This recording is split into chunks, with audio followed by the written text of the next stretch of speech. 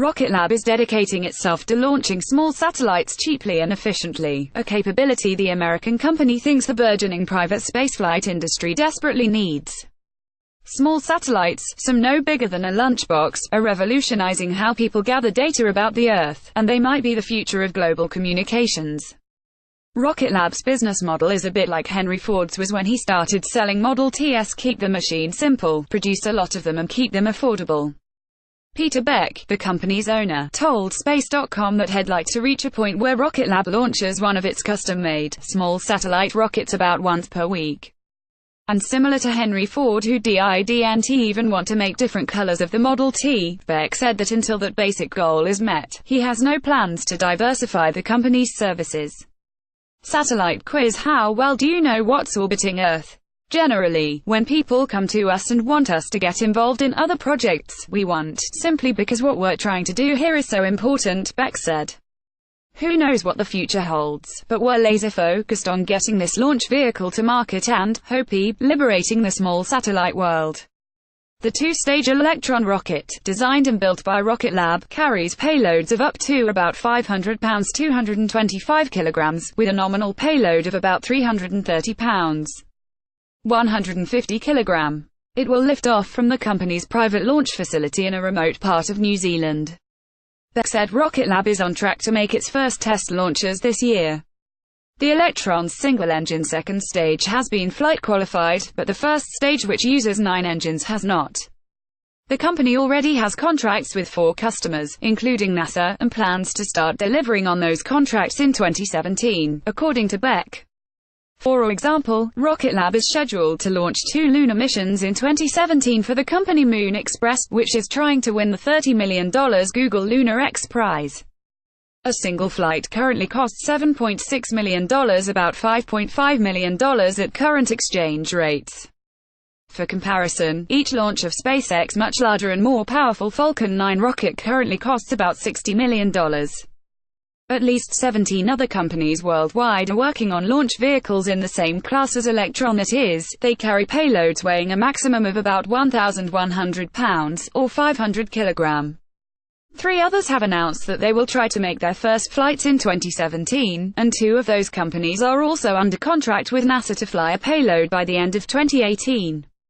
Right now, Rocket Lab is on schedule to stay half a step ahead of its competition, but anyone who follows spaceflight knows that timelines change quickly in that industry. Although the privatization of the space industry has promised an easier path to commercial launches, space has remained an incredibly difficult and expensive place to reach. Beck said in a statement on the company's website. Electron makes it possible for us to continue to execute on our vision to enable easier access to space. While some satellites are bigger than a pickup truck, the very smallest, called cubesats, are no larger than a lunchbox. Small satellites are being used for a wide range of applications, including Earth imaging, weather tracking and microgravity science experiments. Swarms of small satellites could even be used for communication networks. Small satellites are much cheaper both to build and to launch. That reduced overhead means Bantam spacecraft can be replaced sooner if they break, or if their owners want to update them. The San Francisco-based company Planet, formerly Planet Labs, is using custom-built small satellites to image 85% of Earth's landmass in high definition, multiple times per month. The company's goal is to eventually image 100% of the Earth's landmass on a daily basis. According to Planet's website, these images can be used for a slew of things, including monitoring wild, hurricanes and other natural disasters, as well as broader weather patterns. The images can reveal the rate of urban development or decay and other factors that might influence various industries. The satellites can also provide a look at deforestation and mining operations, either legal or illegal. Planet's CubeSat photos of Earth from Space Gallery. With modern advances in photography, Planet can get its high-res imaging technology to fit inside a satellite about the size of a shoebox. The company images large areas by putting multiple satellites in orbit at a time, so volume is important. Planet currently has more privately owned satellites in orbit than any other company on Earth, with 60. A company spokesperson said that in order to meet its goal of imaging Earth's entire landmass each day, the company is working to maintain a constellation of 150 imaging satellites. To get small satellites into orbit, companies like Planet have had to hitch a ride atop large rockets carrying additional, much larger payloads, effectively piggybacking their way to space. For example, Planet CubeSats have hitched a ride with cargo going to the International Space Station, and then been released into orbit from the ISS. These cargo missions provide Planet with relatively frequent opportunities to test new technology on orbit, a company spokesperson told Space.com. But the station is not in the primary orbit that Planet uses for its satellites, so the company will need to rely on other launch providers to reach its goals. The company has also launched satellites on India's Polar Satellite Launch Vehicle. At Planet, we maintain a diversified launch manifest in order to mitigate the risks inherent in the launch industry, Mike Safian, director of launch at Planet, wrote in a blog post on the company's website. Launches can get delayed by several months, or even years. Launchers also run the risk of failing. We have 2 launch failures under our belt. In recognition of how unpredictable launch can be, we engaged with launch providers from all around the world to try to find multiple launch opportunities for our satellites, in essence, putting many eggs in many baskets. We remain agnostic as to the specific launch vehicle or launch partner we work with. It's more about finding launchers to the right orbit and in the right time frame at a reasonable price. Other companies and scientists who want to launch small satellites are also subject to the restrictions of flight availability, cost and orbital destination. The CubeSat and small satellite engineers and scientists are coming up with missions that justify flying unique orbits and at altitudes that are not available if we only fly as secondary payloads. Garrett Scrobot, lead for the educational launch of nanosatellites, or ALANA, mission for NASA's Launch Services Program, said in a statement from the agency. These are still experimental satellites, but the technology they are employing is mature enough to use in these new ways. In 2017, Rocket Lab's first customer launch will carry Planet satellites into orbit. Customers don't have to pay for a Rocket Lab launch by themselves, however. Sending up a single CubeSat on a shared mission starts at $50,000. If Rocket Lab can reach its goal of launching about 1 rocket per week, it would mean that a company like Planet would have more opportunities to send satellites to space. The dedicated Electron rocket would also mean more control over when they launch and where they go. One of the biggest reasons Rocket Lab can promise that high flight frequency is that the company owns its own launch range, only recently completed, on the Mahia Peninsula on the northeast coast of New Zealand's North Island. It's relatively devoid of air and sea traffic, especially compared with places like Cape Canaveral Air Force Station in Florida, and Vandenberg Air Force Base a few hours north of Los Angeles, Beck said. Rocket Lab announced completion of the facility on Sept. 27. The company is licensed by the U.S. Federal Aviation Administration to launch every 72 hours, Beck said. Because the company is U.S. based, it must receive flight approval from both the FAA and the New Zealand Space Agency. Beck is originally from New Zealand, although he says it's just a coincidence that he chose his homeland as the site of the launch complex. He was searching for a location where launches could happen frequently, with the option to schedule a launch on short notice, weeks or days, as opposed to months or years. By having its own launch range, Rocket Lab is also able to reduce the cost of a launch. There's a cost sunk in building the range, but after that it's just maintenance, Beck said. By contrast, using the launch facilities at a place like Cape Canaveral can tack on somewhere around $1 million per launch attempt because they require the support of a large facility that is meant to launch very large rockets, he added. It's not that they're inefficient, Beck said. It's just, the range infrastructure is sized to vehicles that are just totally different than ours, and totally different missions to what we have. From its launch complex, Rocket Lab can send rockets into space at a wide range of angles, from straight up to 39 degrees. This is the widest range of any launch complex in the world, according to Beck.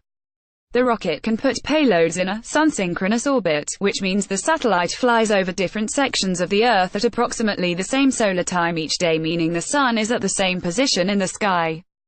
This can be helpful for Earth imaging satellites because it provides the same lighting conditions in different areas and over multiple days. Planet's satellites will primarily fly in sun-synchronous orbits, the company spokesperson said. An aerial shot of Rocket Lab's completed launch site in New Zealand. Credit Rocket Lab. Rocket Lab's website has declared the launch facility the first private orbital space launch complex in the world. Blue Origin, the company run by billionaire Amazon.com founder Jeff Bezos, has completed suborbital launches from its private range in Texas, while SpaceX is working on a private orbital range in Texas as well. The race is on to see whose range becomes operational first. The Electron's Rutherford engines are named after the New Zealand scientist Ernest Rutherford, who won the Nobel Prize in Chemistry in 1908, in part for his study of radioactive elements. Each Rutherford engine is only about 2.5 feet (0.75 meters) long, and generates about 5,000 pounds of thrust. The first stage of the Electron rocket uses 9 engines to get the rocket off the surface of the Earth, and the second stage uses a single engine that's tailored to operate in the vacuum of space and put the payload into orbit. The Electron's first stage will have to be flight qualified before Rocket Lab can conduct its first test launch. Beck said nearly every aspect of the Electron rocket's design and construction is done in-house. Only a few details, like machining of a few parts, is done off-site. Essentially, he said, the raw materials come in, and the rockets come out. The payload fairing the shell that contains whatever it is the rocket is sending into space is made from carbon fiber, which is durable but light, helping to further lower the cost. Much of the engine is made via additive manufacturing, a category that includes 3D printing. The term refers to the pieces of rocket built by adding layer upon layer. According to the company website, the Rutherford is the first oxygen hydrocarbon fuel engine to use additive manufacturing for all primary components of the combustor and propellant supply system. 3D printing in space, a new dimension photo gallery. Beck said he and his team started designing the Electron with an absolutely fresh sheet of paper, meaning they weren't required to use any parts or processes that were previously established. Every piece of the rocket could be designed from scratch, in the way that best serviced the company's goals. We made decisions not always based on performance but on cost and manufacturability, he said. We didn't learn how to do all the 3D printing and additive manufacturing of highly stressed structures for fun. We did that because it was the only manufacturing technique that was going to reduce the price and increase the performance of that engine that was out there. Beck said that the design of the Electron also makes it possible to manufacture rockets at a relatively rapid clip. No part of the vehicle is reusable, every part is discarded after a flight, so if Rocket Lab wants to service customers about once per week, the company will need to be manufacturing rockets at that same rate.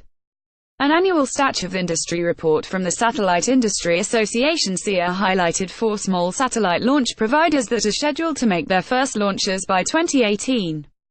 2 of those companies have, like Rocket Lab, secured a launch contract with NASA under the Venture Class Launch Services contract VCLS. Virgin Galactic and Firefly. Virgin Galactic is backed by billionaire entrepreneur Richard Branson and is also aiming to sell commercial trips to suborbital space for humans. The company plans to launch small satellites using its Launcher 1 rocket that blasts off from beneath a modified 747, dubbed Cosmic Girl. Firefly is a startup not unlike Rocket Lab that is dedicated entirely to small satellite launch vehicles. The company recently furloughed its entire staff after a potential funder backed out of a recent funding round. The SIA report also shows that Rocket Lab's flights will cost less overall than those of Virgin Galactic or Firefly because its payload size is smaller. When the cost is tallied up by per kilogram launched, however, Rocket Lab actually charges significantly more, $32,667 per kilogram, compared with $20,000 kilogram for Firefly and $25,000 kilogram for Virgin Galactic. NASA has more than 50 CubeSats scheduled to launch in the next 3 years, and the VCLS contracts will demonstrate a dedicated launch capability for smaller payloads that NASA anticipates it will require on a recurring basis for future science smallsat and CubeSat missions, according to the SIA report. Other private spaceflight companies tend to diversify their portfolios. For example, Blue Origin has been test launching its New Shepard suborbital vehicle and is working on an orbital rocket known as New Glenn. The company is also leasing its BE-4 engine to United Launch Alliance ULA for use on the latter's Atlas V rocket. But Beck said he has no interest in doing more than the core mission Rocket Lab is setting out to achieve. The company has no plans to lease the launch site, sell its engines to another provider, build different types of launch vehicles, or even make variations on the Electron with different engine configurations, he said. Despite the growing successes of other private spaceflight providers and Rocket Lab's focus on its core mission, there are likely bumps in the road ahead for the company. SpaceX, which has already made many successful launches for NASA and other customers, has experienced 2 rocket anomalies in the last year and a half. Virgin Galactic's human spaceflight program suffered a fatal accident in 2014, and private launch provider Orbital ATK is just now getting its Antares rocket back to flight 2 years after an explosive anomaly during liftoff. Even when human life is not involved, spaceflight accidents are often catastrophic. Destruction to launch complexes can cost millions to repair and cause setbacks for future flights, and customer payloads that may have taken years and many millions of dollars to build may be lost. "We're pretty realistic about that," Beck said. "We're trying to build the most reliable launch vehicle. And I think reliability comes with frequency. The more launch vehicles you launch, the reliabilities improve. That's one of the reasons why we have a 3-flight test program before we fly customers. Hope he gets some of those failures out of the road before we get customers on board." Such catastrophic losses might be discouraging for some would-be entrepreneurs. But Beck said his strategy is to not linger on the obstacles, and have faith in his team and the machine they've designed. "The barriers to the entry to this market are enormous, and I think if anybody sat down and wrote them all down, nobody would ever start a rocket company. Nobody would ever go to space," Beck said. "I think you just have to take those things in stride." Editors note this story previously stated that there are at least 17 other companies in the US working on launch vehicles in the same class as Electron. The story has been corrected to say that those companies are located throughout the world, not exclusively in the US. Follow Calico Field at Calico Field. Follow us at space.com, Facebook and Google. Original article on space.com.